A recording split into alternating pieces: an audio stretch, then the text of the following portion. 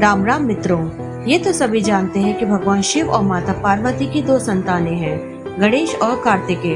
लेकिन भगवान शिव की अन्य संतानों का जिक्र बहुत कम होता है। आइए जानते भगवान शिव की 8 संतानों के बारे में। भगवान गणेश शिव जी और माता पार्वती के पुत्र हैं। धार्मिक कथाओं के अनुसार पुराणों में कहा गया है कि माता पार्वती के शरीर से उतरे मैल से गणेश जी का जन्म हुआ था। कथाओं के अनुसार एक समय था जब असुर नामक असुर का आतंक अपनी चरम सीमा पर था। स्वर्ग में बैठे देवताओं के लिए वह एक दहशत बनता जा रहा था। तारकासुर को वरदान प्राप्त था कि भगवान शिव और माता पार्वती की संतान ही उसका विनाश कर सकती है। शिव के अंदर क्रोध की ज्वाला से निकली अग्नि को स्वयं अग्नि देव भी सहन नहीं कर पा रहे थे। इसलिए गंगा जी इस अग्नि को सरवन झील तक ले गई, जहाँ 6 मुख वाले बच्चे ने जन्म लिया। माता पार्वती ने इन 6 सिरों को जोड़कर एक सिर में परिवर्तित किया। इन्हें 6 अप्सराओं ने पाला, इसलिए इनका नाम कार्तिकेय पड़ा। कार्तिकेय ने आगे चलकर देवताओं की सेना का नेतृत्व कर तारकासुर का अंत किया था। पद्म पुराण में भी शिव की पुत्री अशोक सुंदरी का जिक्र किया गया है। कहा जाता है कि देवी पार्वती अपने अकेलेपन और उदासी से मुक्ति पाने के लिए कल्प वृक्ष से पुत्री की कामना की, जिससे एक सुंदर सी पुत्री का जन्म हुआ। इसलिए उनका नाम अशोक सुंदरी रखा गया। लोक कथाओं के अनुसार शिव की तीसरी पुत्री का नाम मनसा देवी है। समुद्र मंथन से निकले हलाहल से मनसा ही शिव को बचाती है और ऐसा करके वे अपने आप को शिव की बेटी के रूप में स्थापित करती है। पौराणिक कथाओं में मनसा देवी को नागिनी या विषहरा के रूप में भी जाना जाता है। कहा जाता है कि वह ऋषि कश्यप और कुद्रू की बेटी और वासुकी की बहन है।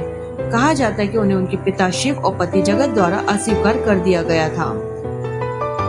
नेता नामक साथी देने के बाद शिव जी मनसा को छोड़ देते हैं। जब मनसा का विवाह होता है तब चंडी उन्हें कहती है कि वे अपनी पति जर्दकारु से शयन कक्ष में मिलते समय सांपों के आभूषण पहनकर जाएं। जर्दकारु डरकर भाग जाते हैं। पिता और पति दोनों द्वारा त्याग दिए जाने के कारण दुखी मनसा एक क्रोध से भरी देवी बन जाती है। इसलिए सर्पदंश से होने वाली मृत्यु से बचने के लिए उन्हें मनाना जरूरी है। तमिलनाडु से शिव मंदिरों में अलग अलग अवसरों पर भगवान शिव के तेज से उत्पन्न हुई उनकी पुत्री ज्योति की पूजा की जाती है। एक अन्य कथा के अनुसार ज्योति का जन्म माता पार्वती के माथे से निकले तेज से हुआ था। धार्मिक कथाओं के अनुसार कहा जाता है कि एक बार भगवान शिव ध्यान मुद्रा में थे, तभी माता पार्वती ने पीछे से आकर अपने हाथों से भगवान शिव की आंखों को बंद कर दिया। ऐसा करने से पूरे संसार में अंधेरा छा गया। जैसे ही माता पार्वती के हाथों का स्पर्श भगवान शिव के शरीर पर हुआ, वैसे ही भगवान शिव के शरीर से पसीने की बूंदें गिरने लगी। इससे एक बालक का जन्म हुआ, जो कि अंधकार में उत्पन्न होने की वजह से वह बालक अंधा था। इससे उसका नाम अंधक रखा गया। हिंदू पौराणिक कथाओं में जालंधर को असुरों का राजा कहा गया है। जालंधर एक सक्षम और बलवान शासक था। उसके नेतृत्व में असुरों ने देवों को भी हराया था।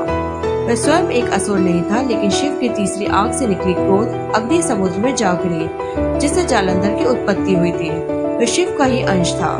पद्म पुराण के अनुसार जालंधर शहर का नाम उसके नाम पर रखा गया है।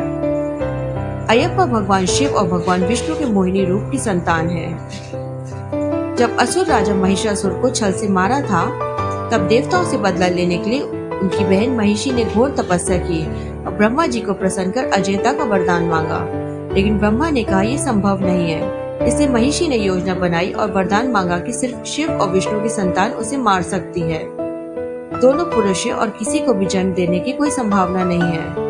देवताओं ने शिव और विष्णु को इस तबाही से बचाने के लिए प्रत्यारोपित किया और विष्णु ने समस्या का एक समाधान पाया।